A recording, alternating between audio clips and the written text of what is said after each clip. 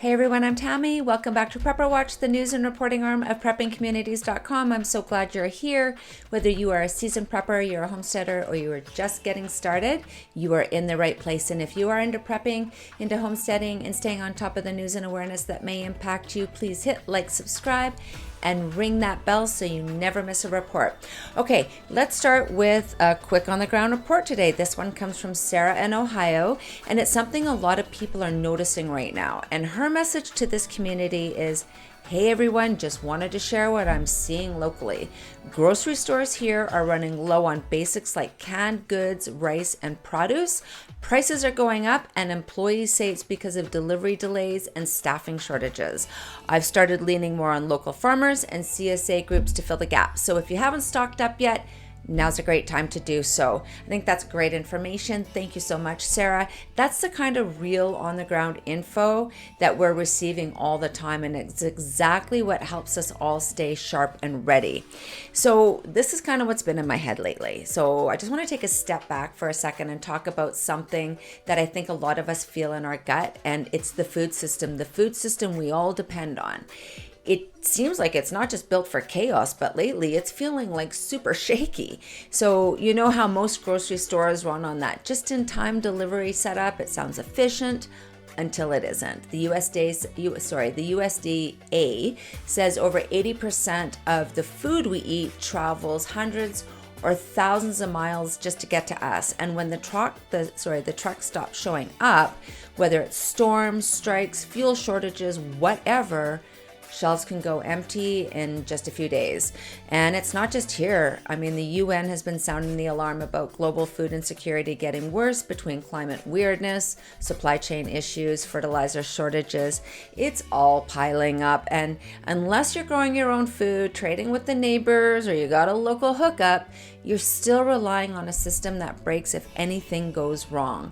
And that's why we bring it back to community, not in the kumbaya sense, but I mean like real practical local networks that can keep us fed and connected when things go sideways. So something that I've been thinking about, and it might spark something for you too, is I'm starting to think like, okay, who's nearby and what do they have? Like, does anyone have chickens, a well, a solar setup?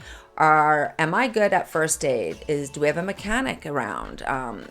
Reach out, write it down. It doesn't have to be formal, but if we can just build the connections now, then we're good before we need them. And then there's trade and barter. We can get really creative. Like, you don't need to have a massive pantry to bring something valuable to the table.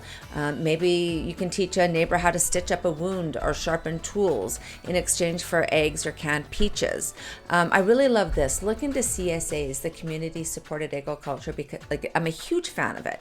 You basically buy a share in a local farm and get weekly boxes of whatever's growing. Super fresh, super local, and you're helping your community stay strong. So just search CSA near me or hit up localharvest.org. And this one's fun. I think this would be great. Try a grid down weekend. Like, turn everything off and see how your setup holds. Like, can you cook, stay warm, communicate?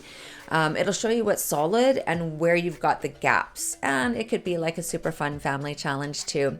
At the end of the day, your biggest asset, I don't believe that our biggest asset is gear. I think it's our people, the ones that grow food, fix stuff, swap supplies, and show up when it counts. And if you're a homesteader who hasn't thought much about defense, link up with a prepper. If you're a prepper who's never planted a tomato, maybe it's time to try. So one of my favorite quotes is from Sharon Astic, and she's a writer and farmer, and she said, community is the only real security there is. And man, that has stuck with me for so long. So yeah, if you haven't already, come and join us over at preppingcommunities.com. It's fast, free, totally uncensored, no tech giants filtering your prepping info. You can join local or interest groups. You can create your own groups. You can share your own reports.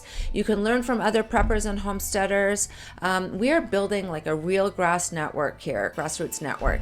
And I'd honestly love for you to be a part of it. Drop a comment below and let me know, like, what are you doing right now to be prepared? Are grocery prices climbing in your area too? I know for us, like, we go grocery shopping, I cannot believe how expensive food is. It's crazy. I'd love to hear, like, how are you managing? Are you feeling ready? Or is there still some work to do to fill in the gaps? I'd really love to hear your thoughts, your tips as well, or just what things are looking like where you are. Every comment helps someone else in the community, and really that's what this all is about. Our community right now, we're about 500 members strong. We're growing every day. Thank you all. Big thanks to everyone sending in your reports from your areas. It really helps us stay ready. And yeah, that's it for today, guys. I'm trying to keep these videos below 5 minutes. This is Tammy from Prepper Watch, and as always, stay alert, stay informed, stay prepared, and whatever's coming your way, Prepper Watch, we have got you covered. So I'll see you at the next report.